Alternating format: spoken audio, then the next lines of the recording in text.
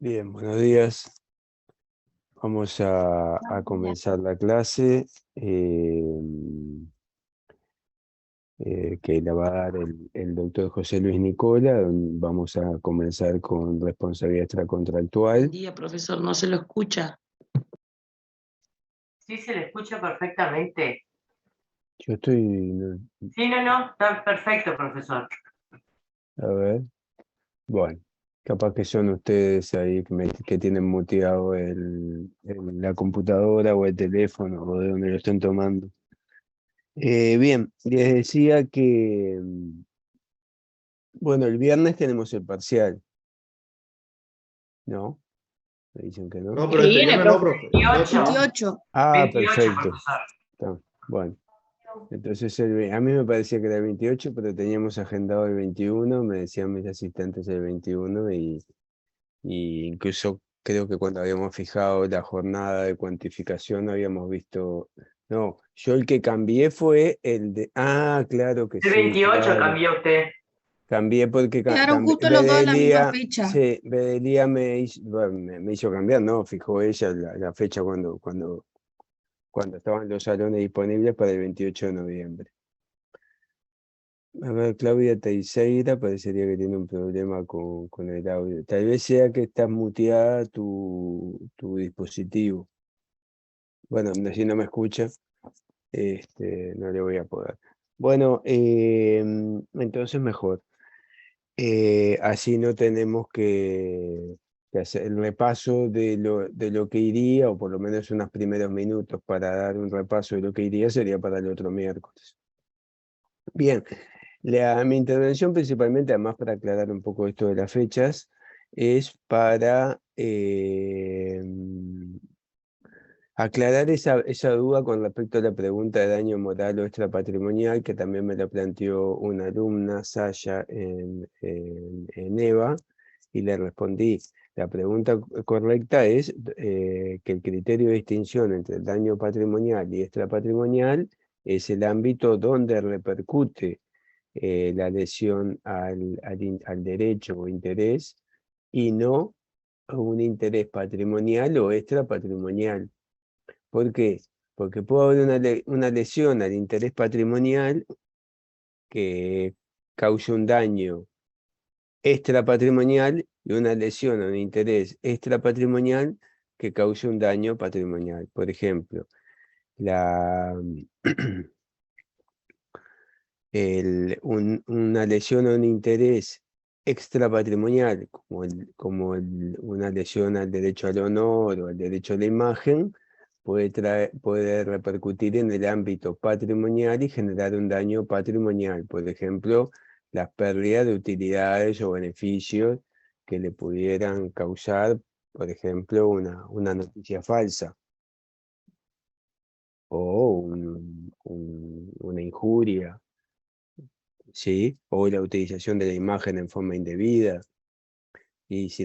porque eso le causa, por ejemplo, imagínense que es un abogado y hay una noticia falsa o eh, tiene un procedimiento penal donde indebidamente es formalizado y luego es absuelto. Bueno, hay una pérdida, pierde clientela, no recibe nuevos casos, etcétera. O un médico, ¿sí? Para poner un ejemplo visualizable pedagógicamente.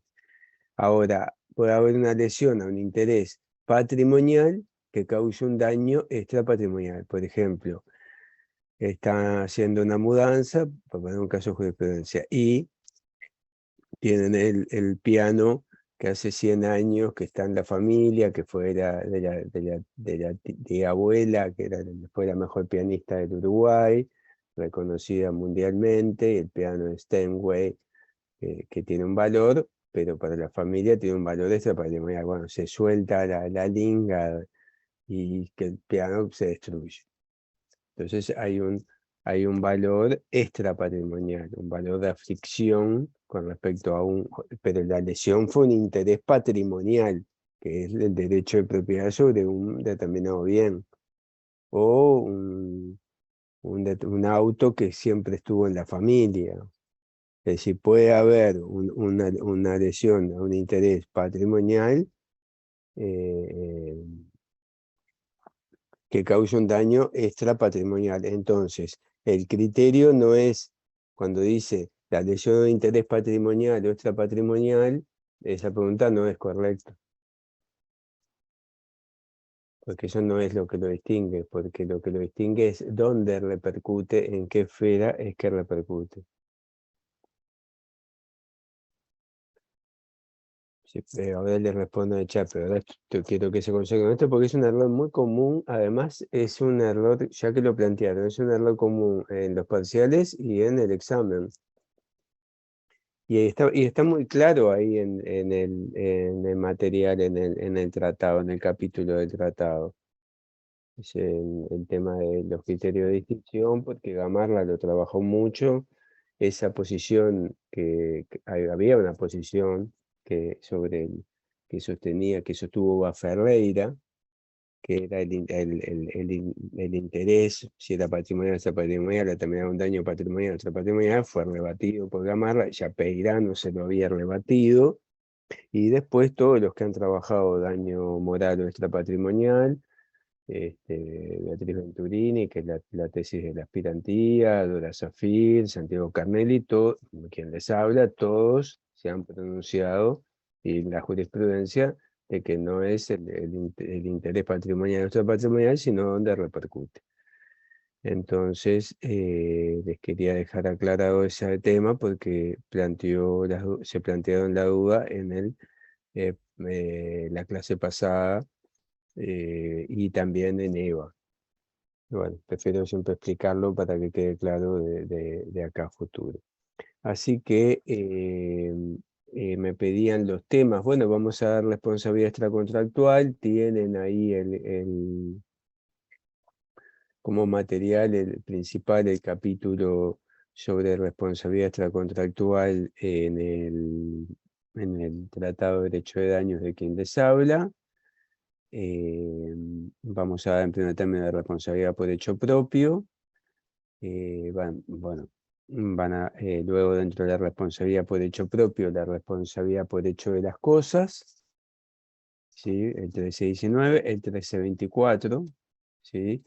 La responsabilidad por hecho ajeno, ¿sí? Van a ver que en el 1324 hay una responsabilidad, o sea, hay una regla general que es el 1319, que ahora lo va a dar José Luis, donde establece lo que se llama la responsabilidad por hecho propio, pero el 1324 tiene responsabilidad por hecho propio, que es por hecho de las cosas, donde van a ver, hay dos posiciones. Si hay un daño que se produce con una cosa, hay una presunción de culpa, y otro que hay una responsabilidad objetiva, ¿sí? Pero no es el régimen general que se rige por la culpa. Como mínimo hay una presunción de culpa. Atropella una persona con un auto, bueno, como mínimo, en la posición más conservadora y contraria a la víctima, hay una presunción de culpa y deberá probar que actuó con toda la diligencia de buen padre de familia para prevenir el daño, como lo expresa el artículo 1324 en su inciso final. Y otra posición que sostiene que en realidad hay una responsabilidad objetiva cuando la persona se sirve de la cosa. Eso lo van a ver más adelante. Y luego y también hay responsabilidad por hecho propio por hecho de los inimputables menores de 10 años y de mente, porque al no ser imputables no puede haber responsabilidad por hecho ajeno. Para que haya responsabilidad por hecho ajeno, primero debe haber un responsable y luego quien responde en garantía por hecho ajeno. Son todos los casos previstos en la regla del inciso primero del 1324 y los ejemplos que pone siguientes: padres, tutores, directores de colegio, maestros artesanos y empleadores. Pero hay una regla general en el inciso primero, eso también hoy se sostiene por unanimidad. Y luego vamos a ver las diferentes responsabilidades especiales en la responsabilidad extracontractual, con regímenes especiales que siguen en los artículos siguientes. responsabilidad por hecho de los animales, responsabilidad de cosa que cae desde la fachada de un edificio, responsabilidad por vicios constructivos, y bueno, la responsabilidad solidaria que está prevista en el artículo 1331 cuando se actúa con dolo, y bueno, finalmente la prescripción en el artículo 1332. Eso es un mini programa de lo que es la extracontractual. En el tratado tienen la responsabilidad por hecho propio, por hecho de las cosas, y responsabilidad por hecho ajeno. Y vamos a complementar con el tomo 19 de Gamarra las responsabilidades, digamos, especiales, ¿sí? Que les comenté. Bueno, y tienen las notas del Código Civil de quien les habla, que también los van a ayudar. Ahí está bien explicado, especialmente en las dos últimas ediciones que tienen subtítulos se ha desarrollado el tema. Ahora me dijeron que se agotó, pero lo que no lo tiene lo consigue en la biblioteca, o sea, lo puede leer en la biblioteca. Vamos a ver si hacemos la sexta edición. Bien, sí, Bertoletti. Profe, yo tenía una consulta. Entonces, para el parcial, para el del 28, Sí, ¿y sí. responsabilidad contractual y la parte que empecemos de extracontractual o cómo? Sí, vamos a dar hasta los temas que demos, hasta el parcial. Si destinamos el miércoles a un pequeño repaso los primeros minutos, bueno, va a ir hasta lo que demos, ¿sí? No sé si tienen alguna otra duda. Lo que dio la profe la clase pasada también. Pues, por supuesto. ¿Por qué no iría?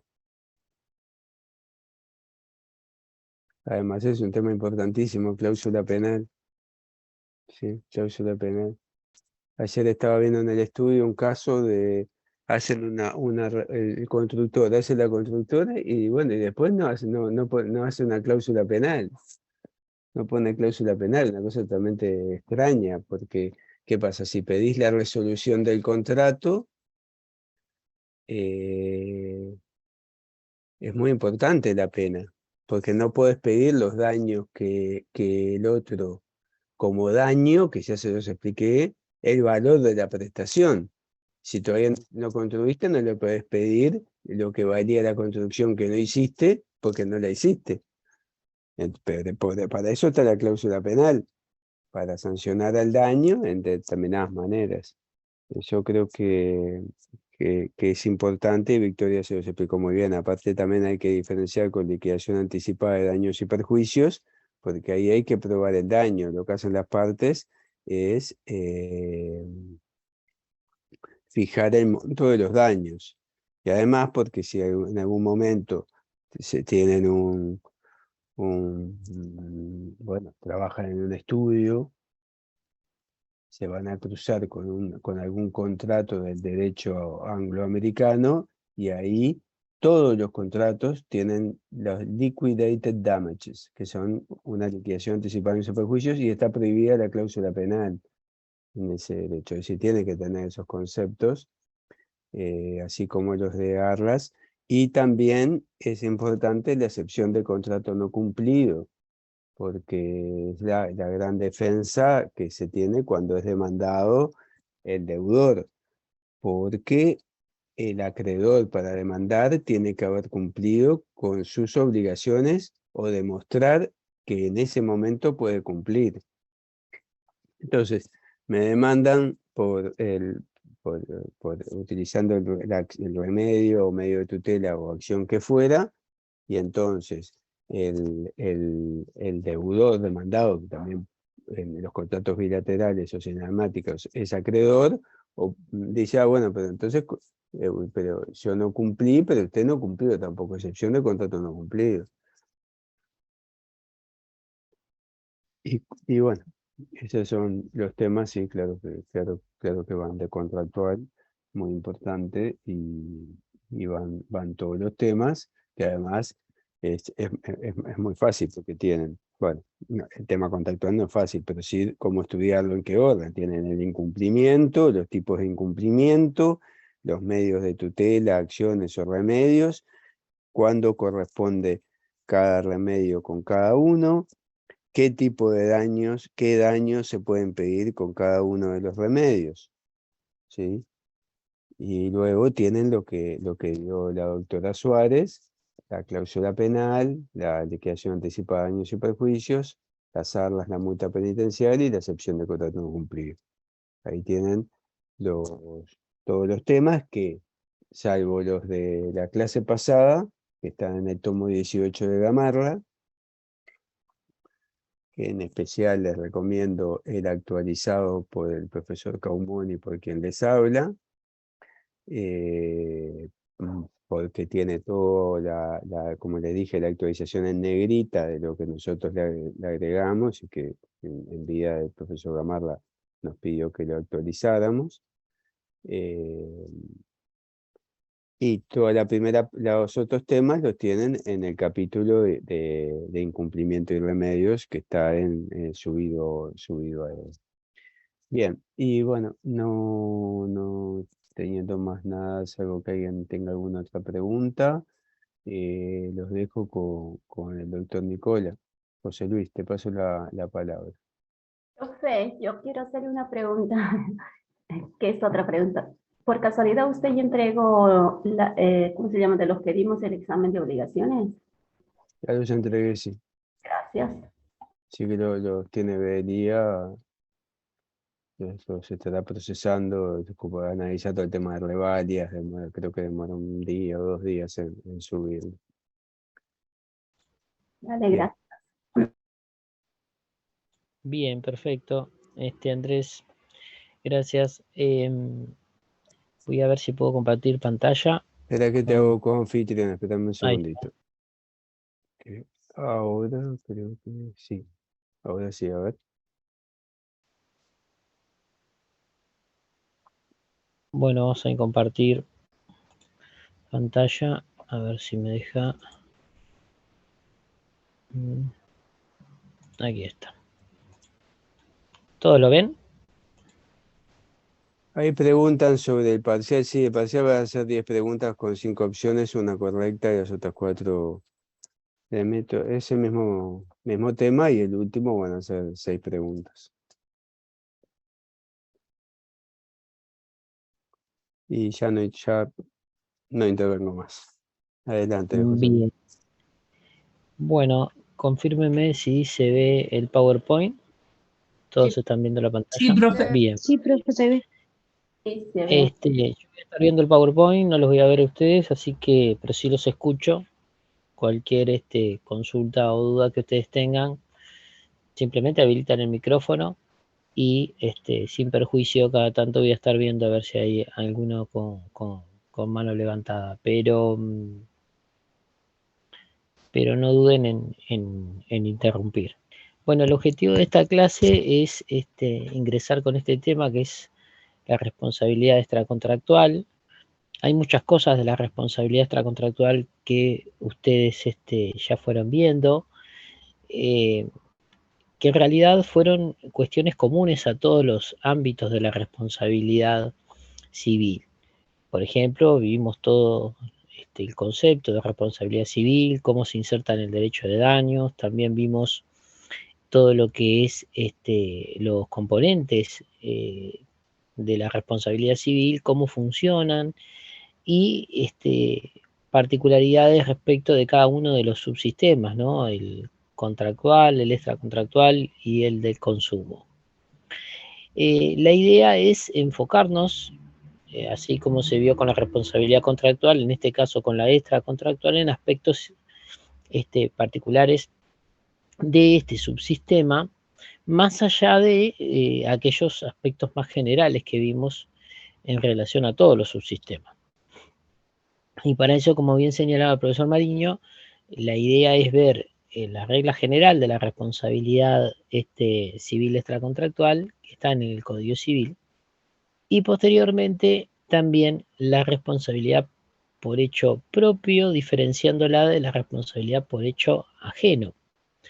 Dentro de la responsabilidad por hecho propio, aquellos aspectos que hacen a la responsabilidad por hecho de las cosas y supuestos que tienen regulaciones especiales que se hizo referencia recién. Así que bueno, ese es un poco el panorama para esta clase. La diferencia entre los subsistemas de responsabilidad contractual que venimos de ver y la extracontractual que vamos a ver ahora radica básicamente en cómo se configura esa responsabilidad, porque mientras en la responsabilidad contractual esto se verifica en el ámbito de incumplimiento obligacional, esto es, hay un incumplimiento de obligaciones, en la materia de la responsabilidad extracontractual se regulan otras situaciones en donde la víctima y el sujeto que produce el daño debe responder no se encuentran vinculados a través de una relación obligacional. No hay una obligación que esté detrás de estos sujetos, víctima y sujeto responsable o eventualmente designado por el derecho como responsable, ¿sí? Porque vamos a ver que aquel sujeto que puede ser responsable puede ser el que causó directamente el daño o puede ser otro sujeto que no causó el daño.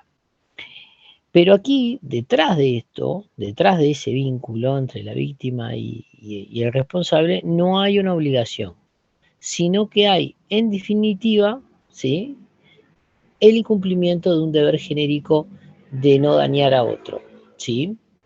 Esa es un poco la regla general en la responsabilidad extracontractual y que está sentado en el artículo 1319 del Código Civil, ¿sí?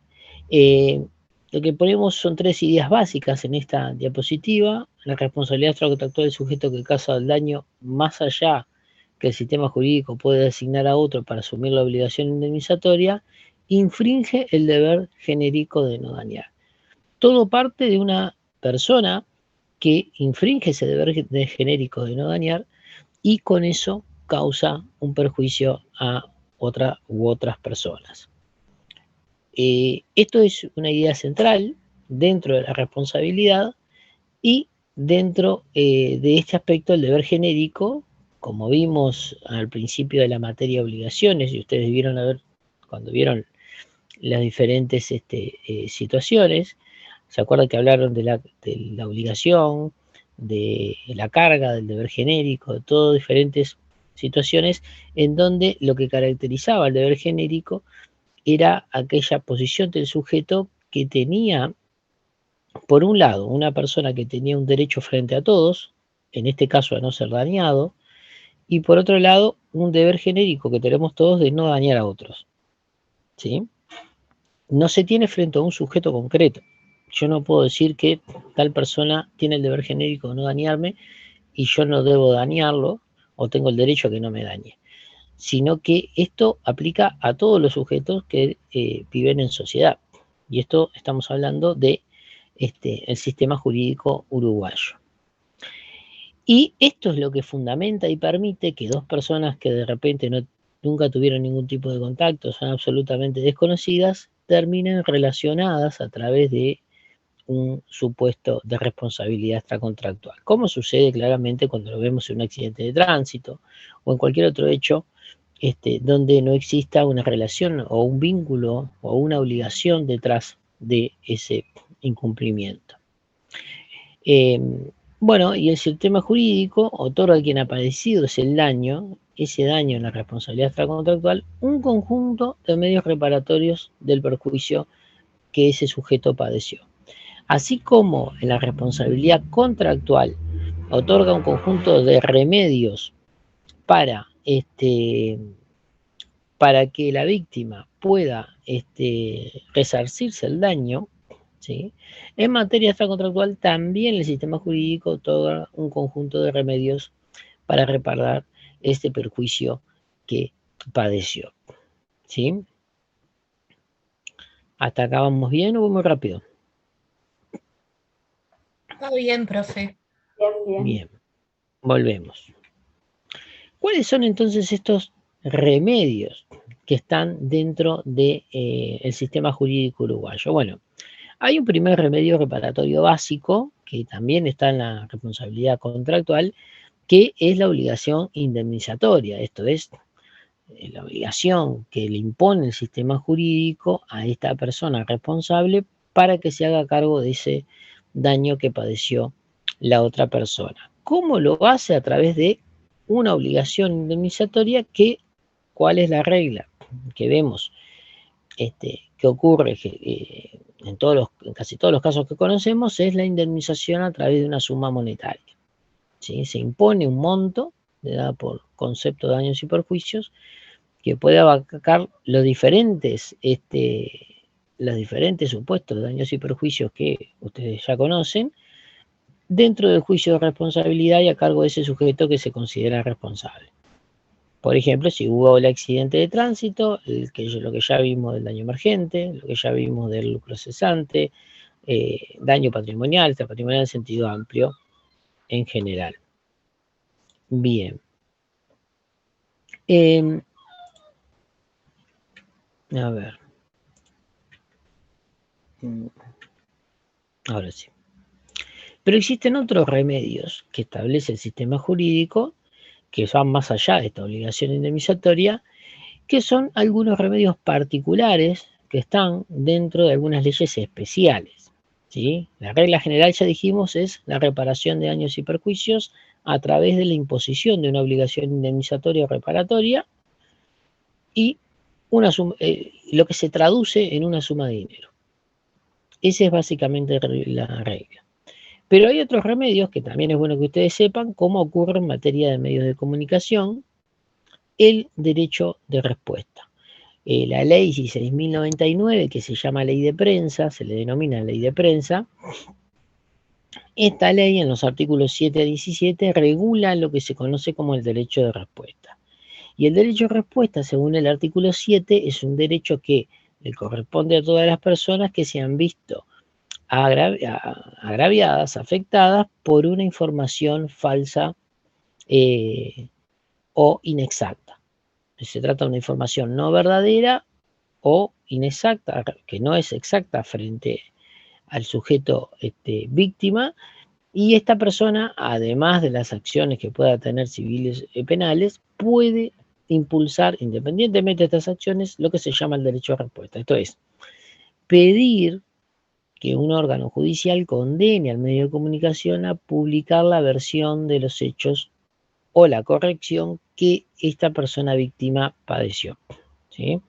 Vamos a suponer que el día de mañana, por ejemplo, no sé, publican una información en donde dicen que, no sé, ahora que ya le doy la mano a López, que Eloísa López, y lo voy a poner el ejemplo con ustedes ya que levantó la mano, que Eloísa López, no sé, en su calidad de directora técnica de tal cuadro de fútbol, arregló un partido. Bueno, es una noticia que, si ella entiende que es falsa y que le agravia, puede, además de las acciones penales y civiles, interponer el derecho de respuesta para expresar a través del mismo medio y en las mismas características su versión de los hechos. Y por así decirlo, limpiar su nombre, que se ha divulgado de esa forma y que a veces pasa en la vida real. Otra posición es de repente no que digan que una noticia falsa, pero sí inexacta, por ejemplo, que digan que Eloísa López es directora técnica, pero en realidad nunca terminó de hacer el curso que da la AUF en Uruguay.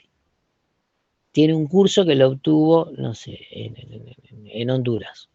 Entonces, ella quiere corregir esa información porque no es exacta, le agravia porque su carrera de directora técnica se le ha perjudicado, se entiende que todo el mundo va a pensar que nunca se recibió acá, y lo que hace es ese derecho de respuesta para que se publique que sí, efectivamente, ella hizo el curso y tiene el título pedido por la AUF. Un ejemplo cualquiera que les pongo para que ustedes puedan hacer. Esto es muy importante porque este derecho de respuesta muchas veces es más importante que una indemnización económica.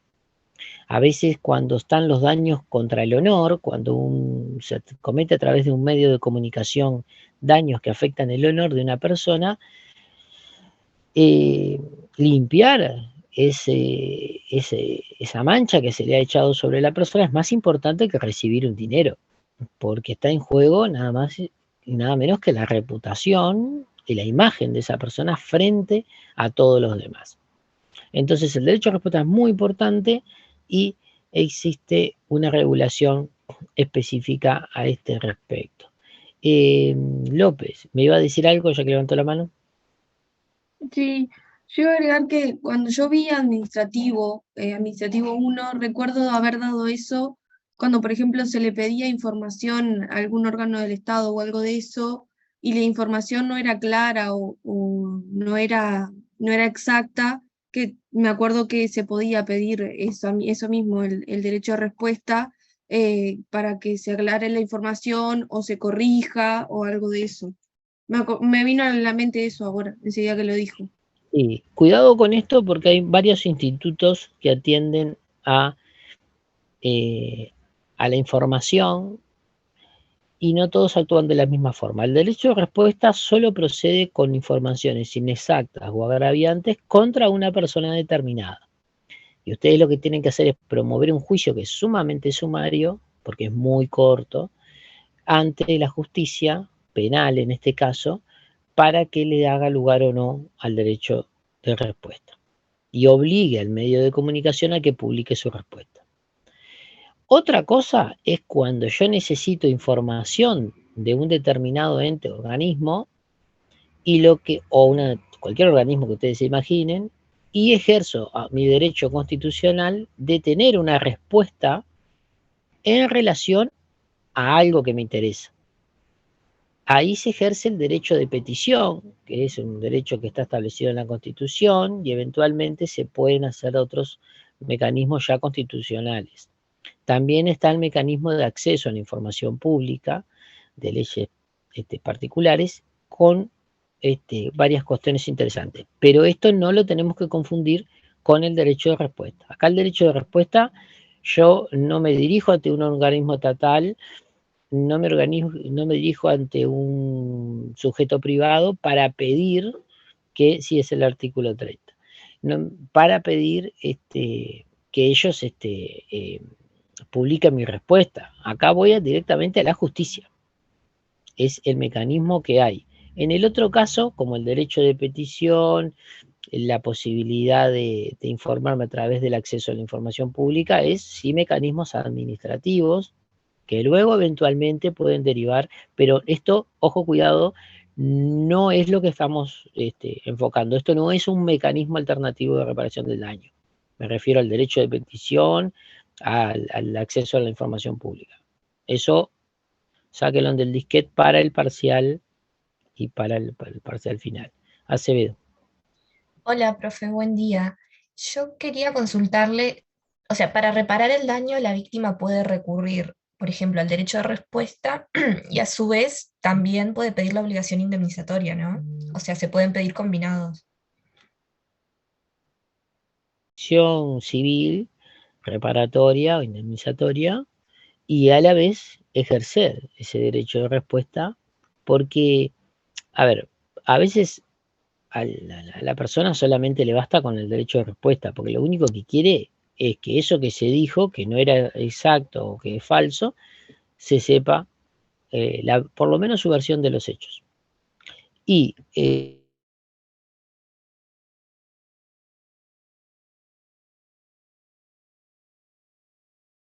Se cortó, ¿no?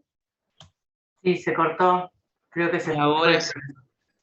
ahora sí volvió, pero aparte se cortó y volvió. Bien. ¿Se me escucha bien, no? Sí, se le escucha lejos. Se fue la diapositiva. Ahí está, sí. Capaz que...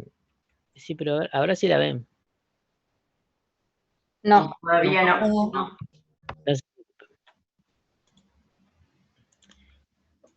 Ahí está. Bien, ahora sí.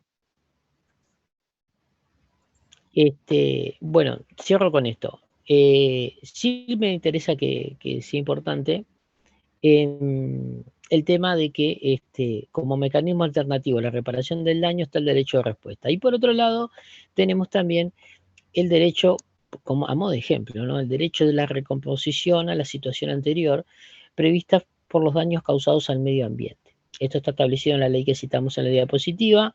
Lo que trata esta ley es recomponer al estado anterior aquellas situaciones que desde el punto de vista medioambiental hayan causado un impacto que no se quiere por el sistema jurídico. Ejemplo típico, y hay un caso de jurisprudencia, una persona que empezó a vaciar una playa que estaba prácticamente escondida en una zona del Uruguay para llevarse la arena. Bueno, condena, restituye toda esa arena a la playa. Un ejemplo cualquiera que le estoy poniendo para que ustedes tengan una idea. Así que nos quedamos remedios, el reparatorio básico de esta responsabilidad, al igual que en la contractual, es la obligación indemnizatoria que se traduce en una suma de dinero. Pero sepan que existen otros remedios como el derecho de respuesta, la recomposición del medio ambiente.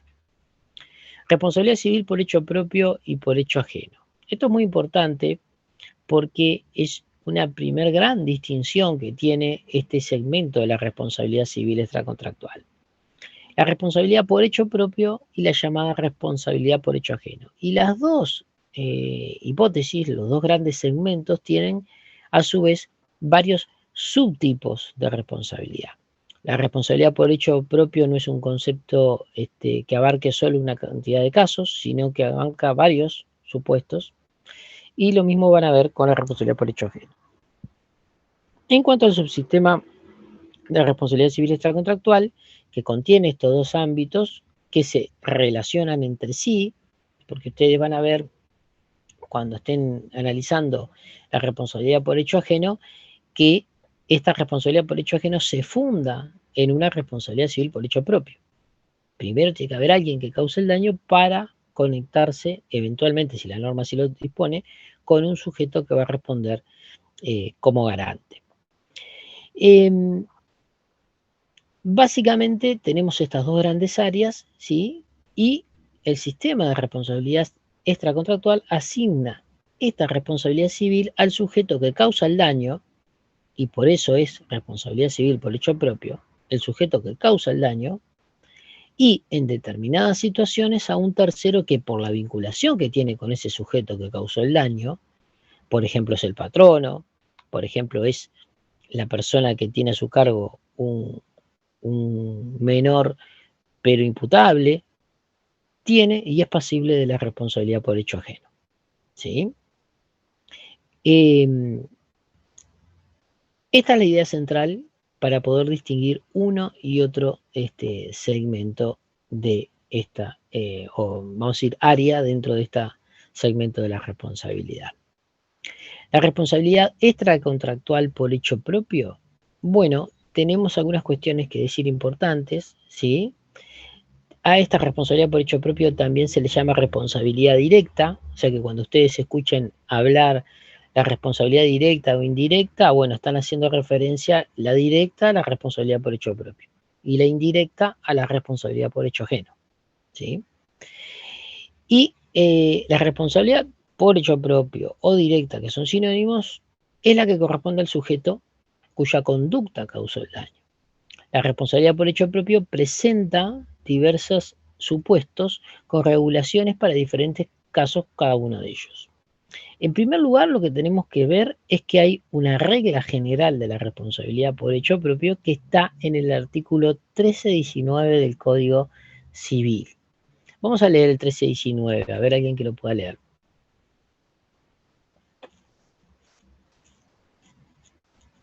Yo lo leo, Yo profesor. lo tengo si quieren. Bueno, hoy días tengo acá, así que léalo nomás. Ya Bien. que... Artículo 1319. Todo hecho ilícito del hombre que causa a otro un daño impone a aquel por cuyo dolo, culpa o negligencia ha sucedido la obligación de repararlo. Cuando el hecho ilícito se ha cumplido con dolo, esto es, con intención de dañar, constituye un delito. Cuando falta esa intención de dañar, el hecho ilícito constituye un cuasi delito. En uno y otro caso, el hecho ilícito puede ser negativo o positivo, según que el deber infringido consista en hacer o no hacer. Bien. Vean cómo dice esta primera parte del artículo 1319, que es una norma, en la norma madre en materia de responsabilidad extracontractual, dice: todo hecho ilícito del hombre que causa un daño a otro. O sea, en definitiva, y después dice, impone a aquel por cuyo dolo, culpa o negligencia sucedió la obligación de repararlos. Este sienta el deber genérico de no dañar a otro y además refiere a la regla, en este caso general, de la responsabilidad subjetiva para aquella persona, ¿sí?, que cause un daño a otro. Muchos autores sostienen que esta norma contiene todos los elementos de la responsabilidad civil, aunque nosotros vimos que el tema del hecho ilícito era un tema, cuando vimos hecho dañante, hecho dañoso, no es tan así en todos los casos, porque hay supuestos en donde hay una obligación de indemnizar o reparar, pero no hay un hecho ilícito, ¿sí? O sea, pero en sí vemos que hay siente una base de responsabilidad subjetiva, porque los factores de atribución son culpa o dolo. También vemos, sin perjuicio que ya dijimos que hay una definición de dolo que se aplica a todo el sistema de la responsabilidad civil, en este caso, también vemos que en definitiva siente ese deber genérico de no dañar a otro. Y eso es la norma madre que el profesor Mariño en su tratado lo ve o lo visualiza a través de una cláusula de clausura. ¿Qué quiere decir esto? Es una determinada regla de clausura que está en el código y que regula todas aquellas situaciones de responsabilidad por hecho propio que no presentan una regla específica que las regule. O sea, si hay una regulación específica sobre la responsabilidad por hecho propio, ¿sí?, rige esa regulación específica. No obstante, pueda estar relacionada en algunos aspectos con este 1319. Y por otro lado, si no hay una regulación específica, va a regir esta regla de clausura, que va a regular todos aquellos casos, ¿sí? La regla dispuesta por la disposición normativa indicada, decimos, establece que el hombre que causa el daño a otro con un hecho propio o directo a él, atribuible por aplicación del factor de atribución subjetivo culpa o dolo, que es lo que venimos a decir, se le asigna la obligación de indemnizar daños y perjuicios a la víctima. Evidentemente, eso es acá cuando analicemos en la responsabilidad extracontractual, si tiene la obligación resarcitoria, entran en juego todas las cosas que nosotros ya vimos en lo que va del curso. En primer lugar, tiene que darse el daño, ese daño tiene que conectarse mediante una relación de causalidad con un hecho dañoso o dañante, y ese hecho dañante tiene que a su vez conectarse con un factor de atribución, a través de un factor de atribución, con una persona responsable, ¿sí?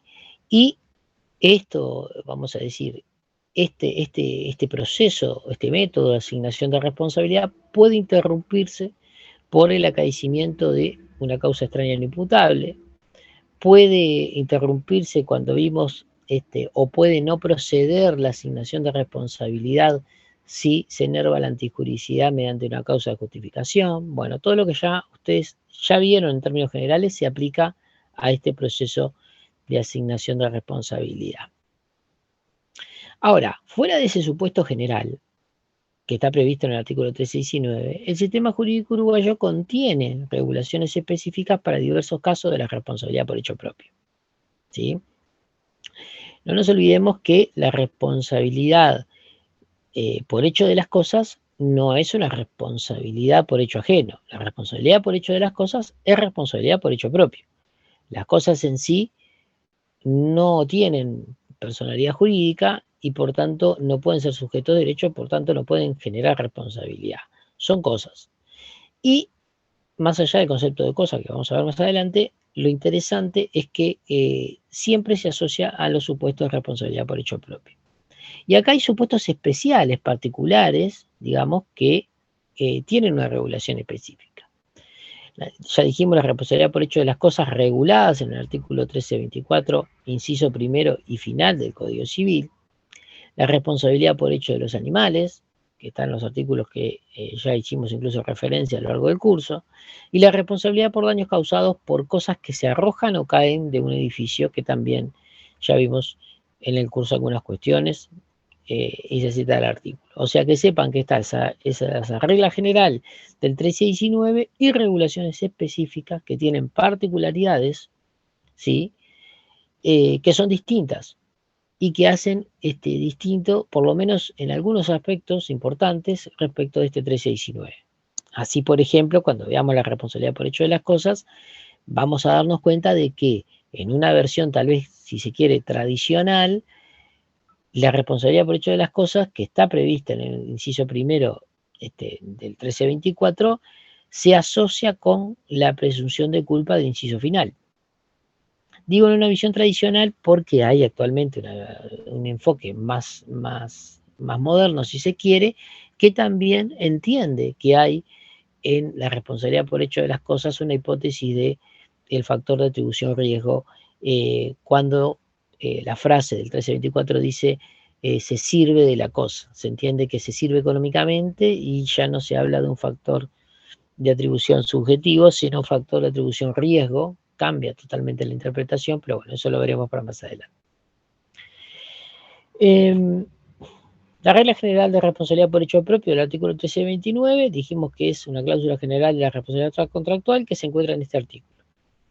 Y esta cláusula funciona como una regla de clausura, como dijimos, para todos los supuestos de daños en el ámbito de la responsabilidad contractual que no tiene una regulación específica.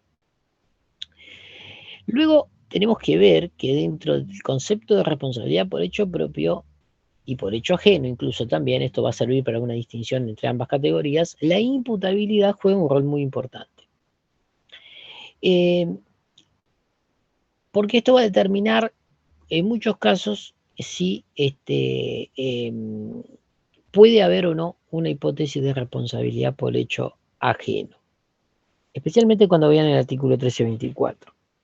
¿Pero qué es la imputabilidad? Bueno, es la posibilidad de imputar responsabilidad a un sujeto por daños que éste ha causado, con una conducta que a él se le atribuye, ¿sí?, sin necesidad de recurrir a otra figura. O sea, habla de un sujeto que, al ser imputable, es pasible de ser responsable civilmente, ¿sí? Por tanto, es titular de esa obligación de reparar daños. Se le puede imponer mediante una sentencia a esa persona la obligación de reparar un daño. ¿Por qué? Porque es imputable.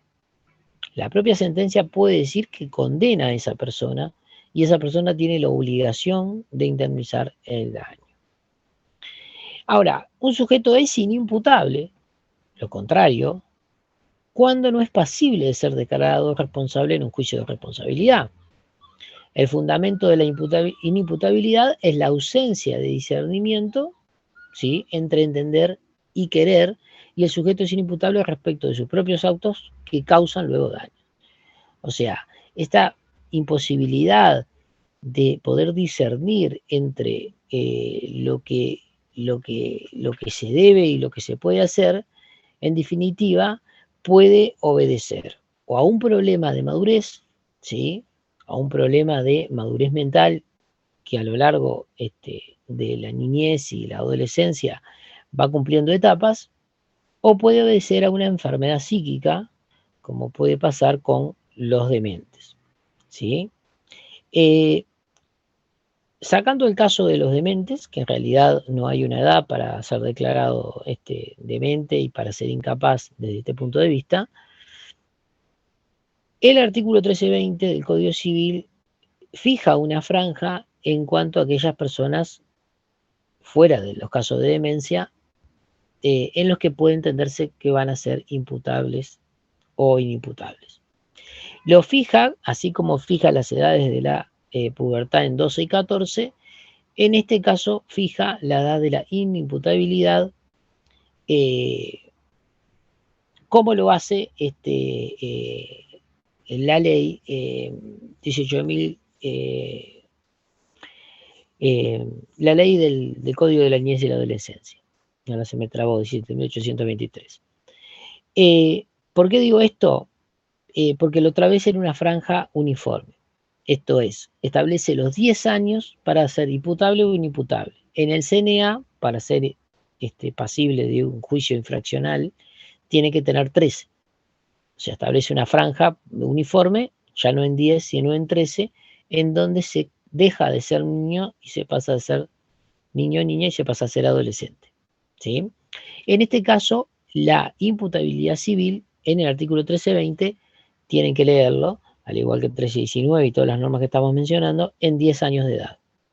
¿Sí? Aquellas personas que tengan 10 años de edad cumplidos son imputables desde el punto de vista civil y por tanto puede recaer sobre ellos la obligación de reparar daños, y los sujetos que sean menores de 10 años no lo son. Esto es muy importante porque marca una diferencia entre la posibilidad de reclamar a otro sujeto. Si la persona es inimputable, y esto es, no ha cumplido los 10 años de edad según el 1320, la responsabilidad va a ser por hecho propio y voy a demandar solamente a aquellas personas que tenían a esa persona a su cuidado. ¿Sí? Puede ser el padre, la madre, puede ser el director del colegio, como dice 1324. Pero lo voy a hacer a título personal, por hecho propio, no por el hecho que causó este niño o niña, porque directamente no es imputable. ¿Se entendió esto? No lo voy a demandar por una responsabilidad por hecho ajeno. Lo voy a demandar por una responsabilidad por hecho propio. ¿Por qué? Porque yo, para poder demandar por una responsabilidad por hecho ajeno, tengo que tener un autor a hecho propio, a título propio. Y en este caso, al ser inimputable, eso no puede existir. Bien. En la responsabilidad por hecho propio, por sujetos inimputables que se tiene a su cargo, lean estos dos artículos 1320, 1324, los sujetos tienen a su cargo personas que no son capaces de delito civil, ni cuasi delito, menores de 10 años y dementes. Estos responden por los daños causados, ¿sí? Y las responsabilidades por hecho propio, como venimos a decir, pues dichos sujetos responden en caso que no hayan actuado con la conducta debida en el cuidado o control de estos sujetos inimputables que se encuentran a su cargo. Esto surge de diferentes normas. La primera es el 1319, que habla de una regla general, que ya dijimos, de responsabilidad subjetiva, pero también, en definitiva, del artículo 1320 del Código Civil, que es que marca la imputabilidad o inimputabilidad. De acuerdo a lo dispuesto por este artículo 1320, los menores de 10 años y los dementes no son imputables de ilícito civil, pero las personas que lo tienen a su cargo son responsables si no han actuado, y fíjense en lo que dice, con la diligencia debida en las obligaciones correspondientes al control de dichos sujetos y a la adopción de medidas para prevenir el daño. Entonces, esta cuestión es importante porque se va a analizar el juicio de responsabilidad en si se ha cumplido esta obligación de forma correcta y si en definitiva se ha tomado esta diligencia debida para evitar el daño. Si no se cumplió, va a haber una condena. Si se cumplió, puede no haberla. ¿Sí? ¿Se entiende esto? Esto es importante porque no es que hay un daño causado por un inimputable y sí o sí van a ser condenados los padres como si fuera esto una responsabilidad objetiva. No, los padres van a ser pasibles de un juicio de responsabilidad, y digo los padres, pero pueden ser cualquier persona que lo tenga a su cargo, puede ser el curador, puede ser un tutor, puede ser los directores de colegio, etcétera, todo lo que ya vimos. Y lo que se va a analizar si esa persona cumplió con la diligencia debida las obligaciones correspondientes al control de esta persona. Si lo hizo, no va a haber una condena. Si no lo hizo, y esto se analiza todo en términos de la responsabilidad subjetiva, va a haber una condena. ¿Hasta acá queda claro? Bueno, Débora el test, la escucho. Buen día, profesor. Era para saber si puede poner la PPT número 8.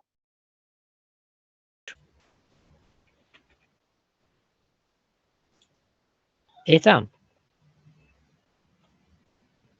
Sí, esa, muchas gracias. Bien, volvemos. Hasta acá quedó todo claro lo que venimos viendo. Profe, una pregunta. A mí no me quedó claro si, o sea, se toma la edad de 10 años para ser imputado, no la de los 13 como el CNA lo establece. No sé Licencia, si se escuchó. la 17.823 lo que hace es establecer una franja de edad en donde se deja de considerar niño o niña y se pasa a ser adolescente, y tiene como consecuencia también, entre otras cosas, en que el adolescente puede ser pasible de un juicio de responsabilidad a través de la figura del adolescente infractor, ¿sí? El proceso infraccional de adolescentes. Si la persona tiene 12 años, no es pasible de ese juicio infraccional de adolescentes, que no es estrictamente, no es materia penal, pero trata de ver, entre otras cosas, la existencia de un delito penal. ¿Se entiende? Por ejemplo, una persona que comete un homicidio y tiene 15 años, no va a un juicio penal que se juzga a través del Código Penal y del Código del Proceso Penal, sino que se juzga a través de las leyes del proceso infraccional de adolescentes infractores. Es a esos efectos que marca los 13 años. Lo que nosotros estamos viendo es responsabilidad civil. Es solo la responsabilidad civil. Y va a ser pasible de ser responsable civilmente si tiene 10 años cumplidos. Obviamente que si es de 20 y tiene 40, no va a pasar. Lo que estamos diciendo es que, vamos a decir, una persona que no tiene una enfermedad psíquica, 10 años cumplidos, es responsable civilmente. ¿Qué quiere decir esto? Que va a poder ser llevado ante un tribunal civil ante un daño civil, un delito civil o un cuasi delito civil. Esto hay que tenerlo muy claro. No me confundan delito civil con delito penal, o cuasi delito civil con cuasi delito, no existe esa figura, pero en penal. ¿Se entiende lo que digo? El delito civil es aquel daño que se causa con dolo. No es un delito de otro tipo. Tienen que entenderlo en esta clave. Y el cuasi delito es donde no hay esa intención de dañar. Es a estos efectos. Nosotros nos tenemos que desprender de las materias infraccional, penal, administrativa. Nosotros estamos viendo civil. Es la persona menor de edad que yo qué sé, que jugando la pelota le rompe el ventanal de la vecina. Bueno, o de aquella persona menor de edad que por querer manejar saca el vehículo de la casa y termina chocando el auto del vecino o atropellando a alguien. Acá hay que ver qué edad tiene esa persona para ver si es imputable o no, y si es imputable, tiene 10 años cumplidos, va a poder ser pasible de un juicio de responsabilidad él. Obviamente que voy a poder demandar por hecho ajeno a quienes lo tenían a su cuidado, ¿sí? Porque me lo permite el 1324. Pero si la persona tiene 9 años, no lo voy a poder demandar a él en el juicio de responsabilidad civil para reclamar daños y perjuicios civiles. Voy a tener que demandar directamente por hecho propio a la persona que lo tenía a su cuidado. ¿Quedó clara esta diferencia? Es muy importante. Lo que dije del CNA es para decir que no establecía una diferencia de edades entre el varón y la mujer. Establece una edad uniforme, dice 13 años, marca la niñez, la adolescencia. Acá en este caso, la capacidad de cometer delito la marca, o la imputabilidad la marca en los 10 años. Bien, acá me dice Noelia da Silva, entonces los que no son mayores de 10 años y cometen un delito ya pueden ser responsables, pero los que están a su cargo van a ser... Sí, perfecto. Y no por hecho propio. ¿Bien? Está perfecto. Profe, Sí. o sea que los que tienen 10 años o más tipo van a ser pasibles de una indemnización. O sea, de responder de forma indemnizatoria. Sí, no siempre? sí. Lo pueden demandar y pedirle. ¿Qué es lo que va a pasar? ¿Cuántas personas de 10 años? ¿Se escucha? Un poco Lejos. ¿Cuántas personas de 10 años conocen ustedes con un gran patrimonio? Pocas. Entonces, en definitiva, ¿qué hace el sistema jurídico? Dice, bueno, está bien, puedo ir contra esa persona, ¿sí? Y puedo pedir que se me indemnice, que esa persona me indemnice. Pero, y volvemos nuevamente a lo mismo, voy a poder ir contra aquel sujeto que lo tenía a su cargo, de un modo de reforzar esa posibilidad de obtener una indemnización. O sea que en ¿Entienden? ese caso se va tipo por las dos responsabilidades, por hecho propio y por hecho ajeno. ¿O no? Exactamente, se va por hecho propio porque el que tiene 10 años cumplidos es capaz de delito y cuasi delito civil, y se va por hecho ajeno contra la madre, el padre, el tutor, la persona que lo tenga a su cargo, lo que dice básicamente el 1324. ¿Sí? La misma lógica, si ustedes observan, sigue con la responsabilidad por hecho ajeno de los dependientes, pero eso no los voy a entreverar porque acá ya no se plantea un problema de mayoría de edad, ¿sí? Sino un problema en la misma lógica de solvencia. Permite, o sea, la finalidad de la responsabilidad por hecho ajeno es reforzar la posibilidad del sujeto dañado de obtener una indemnización, porque si solo le puedo hacer el juicio al menor que tiene 10 años o que tiene 11, seguramente no obtenga indemnización. ¿Sí? Bien, a ver, Belén Marenco. Sí, creo que igual ya respondiste parte de mi pregunta, pero en realidad, o sea, por hecho propio no abarcaría mucho, porque a un menor de 10 años, ¿qué es lo que se le puede sacar de patrimonio? Básicamente nada.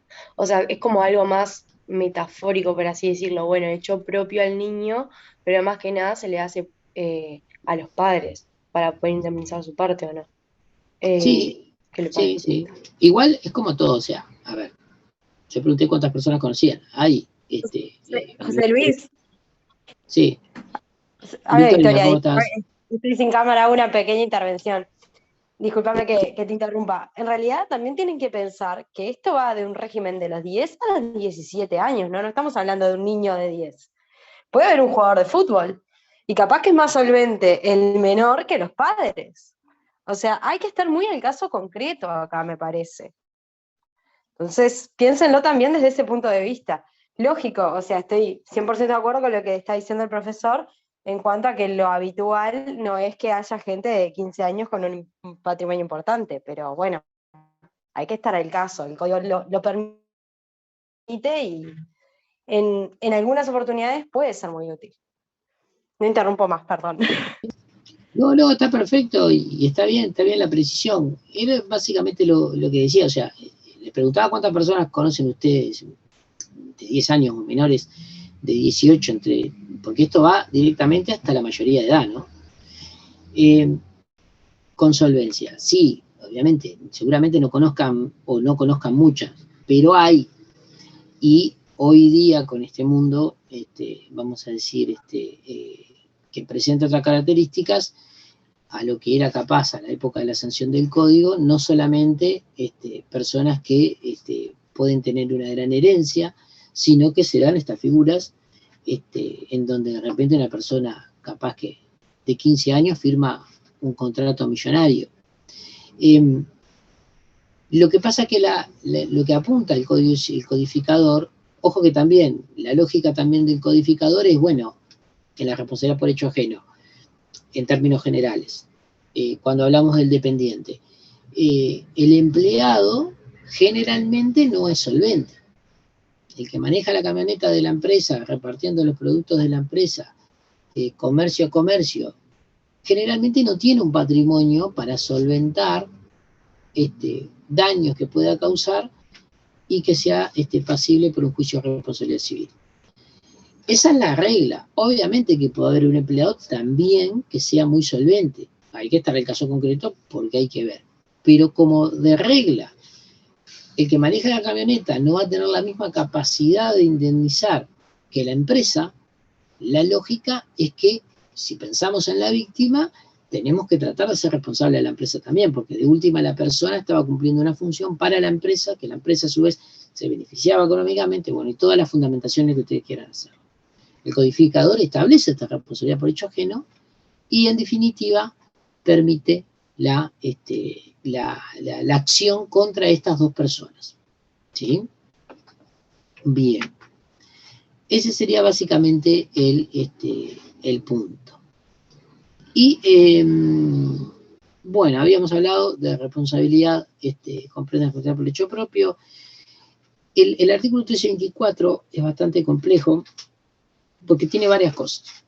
En primer lugar, tiene la responsabilidad por hecho propio y que está en el inciso final. Luego, asimismo, tiene la responsabilidad por hecho ajeno, que está en algunos supuestos dentro del artículo. Tiene la responsabilidad por hecho de las cosas, que es un tipo de responsabilidad por hecho propio en el inciso primero, y a su vez, como se verá más adelante, también está la figura para alguna parte de la doctrina del riesgo. Vinculada también a la responsabilidad por hecho de las cosas. Con respecto a esta cuestión y a los sujetos que tienen personas inimputables a su cargo, el artículo 1324 establece un aspecto muy interesante que está vinculado con el inciso final. Es un artículo difícil de interpretar, al punto, no tanto difícil de interpretar, de entender las interpretaciones, sino que pueden haber interpretaciones para varios sentidos y todas pueden ser correctas, y de hecho han tenido muchas interpretaciones por grandes estudiosos de la materia a lo largo de los años. Incluso hoy día conviven algunas interpretaciones diferentes. Pero acá viene el tema. El inciso final del artículo 1324 establece una presunción de actuación con la falta de debido cuidado o diligencia en la prevención de daños de aquellos sujetos que tienen a su cargo personas inimputables. Es una presunción de culpa que hace que esta situación sea diferente a la del 1319 del Código Civil. La del 1319 del Código Civil, que es la regla general, no establece ninguna presunción de culpa. Yo tengo que probar que la otra persona me causó el daño incumpliendo el deber genérico de no dañar conforme a las reglas generales del Código General del Proceso. Quien alega un hecho tiene la carga de probarlo, 139 del CGP, y del otro lado tienen la carga de probar los hechos que alegan en la contestación de la demanda, también el 139 del Código General del Proceso. En materia de inimputables, se aplica este artículo 1324, el inciso final, que establece una presunción de culpa, debiendo el sujeto demandado acreditar que empleó toda la diligencia del buen padre de familia, dice el texto, a los efectos de prevenir el daño.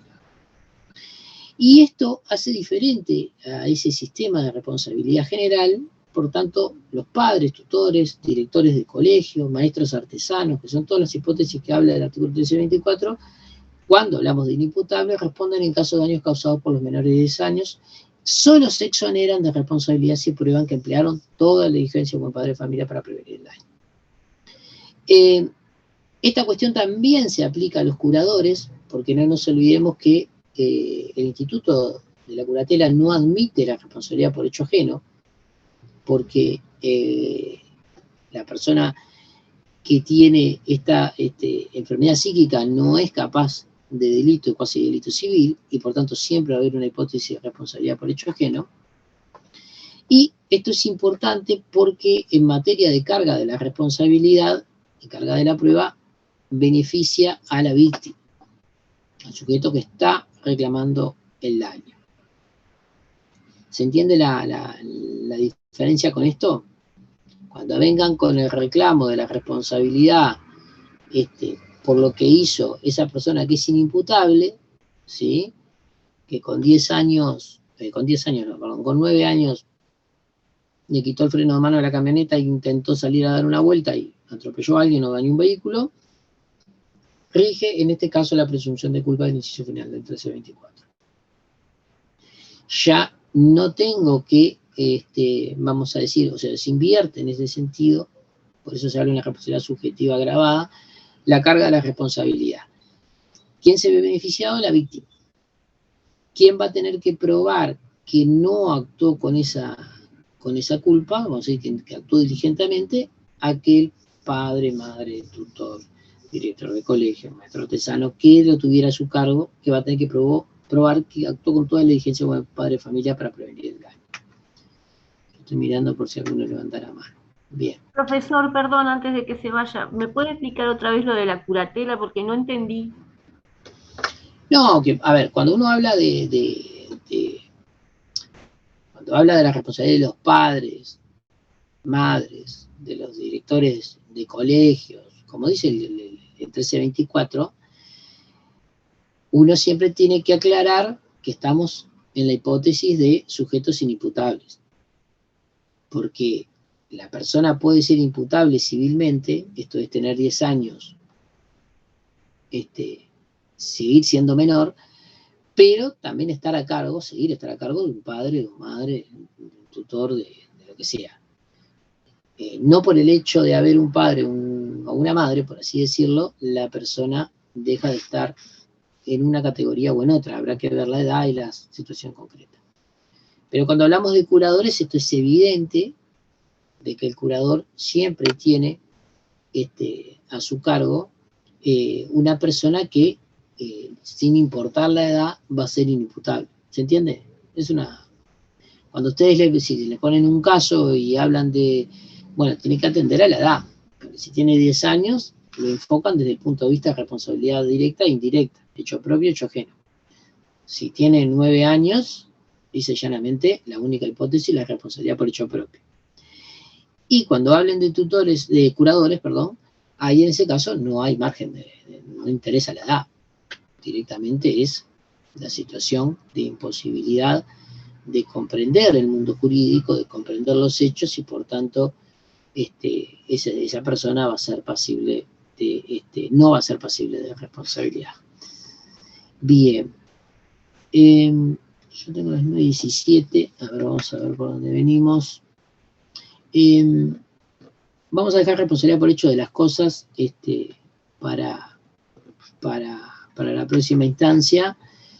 Y en esos casos, lean el inciso primero del 1324, lean el tratado de Mariño al respecto, también las notas del código, y bueno, y el material que puedan tener al respecto. Vamos a empezar con responsabilidad por hecho de las cosas.